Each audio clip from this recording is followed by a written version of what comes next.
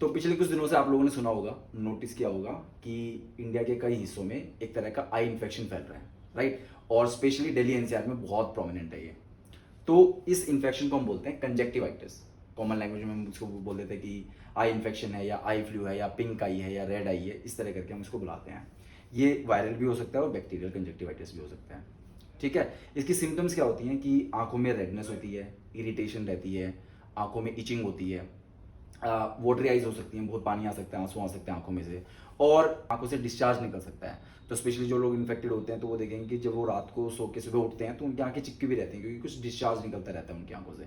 तो these are the basic symptoms of conjunctivitis. अब एक क्वेश्चन है कि यार ये इतना तेजी से फैल क्यों रहा है? तो सबसे पहले तो कंजक्टिवाइटिस का नेचर ही ऐसा है कि ये एक बहुत ही कंटेजियस इन्फेक्शन है, फैलता ही है वैसे भी।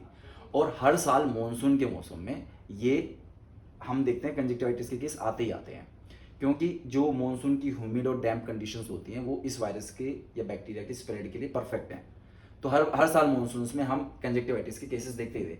लेकिन इस बार इतना ज़्यादा क्यों है? इतना ज़्यादा क्यों है कि ये नोटिस में भी आ रहा है? वो इसलिए क्योंकि हमें पता है इस बार मॉनसून में बहुत ज़्यादा बारिश हुई है। दिल्ली में तो इतने सालों बाद फ्लडेड भी हो गया कुछ areas. So because of these conditions ये जो स्प्रेड है इस बार दिल्ली में बहुत ज़्यादा देखने को मिल रहा है। कंजक्टिवाइटिस जो स्प्रेड होता है वो कैसे हो सकता है कि वो डायरेक्ट या इनडायरेक्ट कॉन्टैक्ट से हो सकता है। कोई बंदा इन्फेक्टेड है तो उसके जो आई सिक्रेशन है या डिस्चार्ज है उसके टच में अगर आप डायरेक्ट या इनडायरेक्टली आ जाते हैं, और लाइक एनी वायरल थिंग्स ये रेस्पिरेटरी ड्रॉपलेट से भी हो सकता है। तो अगर कोई इन्फेक्टेड पर्सन है और वो छींक दे और हवा में उसके कुछ ड्रॉपलेट्स हैं तो वो आपको भी हो सकता है, राइट? तो बेसिक प्रिकॉशंस क्या होनी चाहिए इस कंजक्टिवाइटिस को अवॉइड करने के लिए? क्योंकि हमें पता है ये वायरल इन्फेक्शन भी है।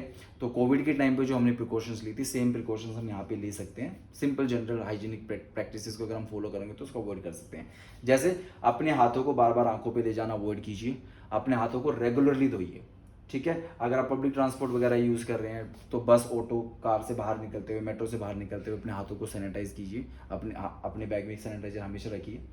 ठीक है, पब्लिक प्लेसेस पे जाना अवॉइड तो नहीं कर सकते, लेकिन बेटर है कि अगर आप पब्लिक ट्रांसपोर्ट यूज़ कर रहे हो पब्लिक प्लेस पे तो मास्क जरूर पहनिए।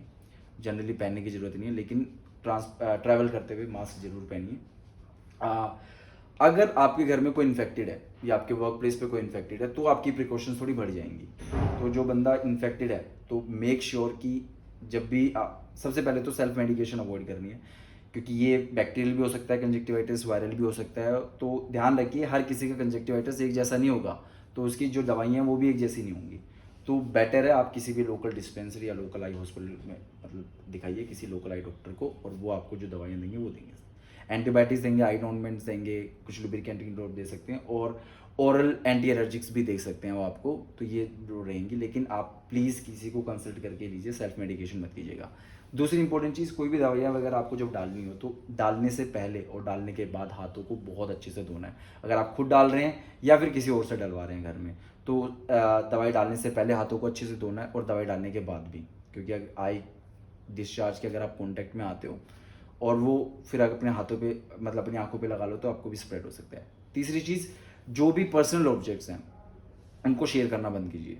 जैसे कि अगर आप सो रहे हैं तो अपना पिल्लो अलग रखिए, अपनी बेडशीट्स अलग रखिए, अपने क्विल्स अलग रखिए, और जब इन्फेक्शन ख़त्म हो जाए तो उसको अच्छे से धो के ही कोई और पर्सन यूज़ करे उसको, क्योंकि आप रात भर उसके कांटेक्ट में रहते हैं और किसी और ने वो टच किया तो उसको भी हो सकता है। ऐसा नहीं है कि आपको पूरा क्वारंटीन ही होना अगर आपका इन्फेक्शन हो गया आपके घर में किसी को है, but avoid sitting close to them.